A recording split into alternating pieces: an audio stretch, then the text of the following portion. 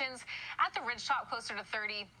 And then if you're traveling along the 10, you are going to hit some pretty gusty winds there, traveling to or from the Palm Springs area, where we are seeing this little area of purple. We're not seeing a whole lot of it out there, but we do have those wind speeds a little closer to 50. So we've been talking a little bit about fire danger with this. Not a whole lot of it, though. We've had some rain recently, and so that definitely helps us out.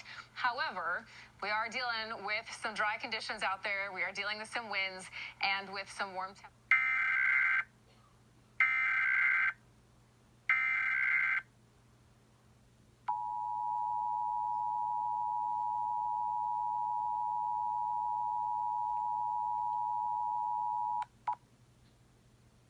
This is a nationwide test of the Emergency Alert System, issued by the Federal Emergency Management Agency, covering the United States from 2:20 to 2:40 p.m. Eastern Time.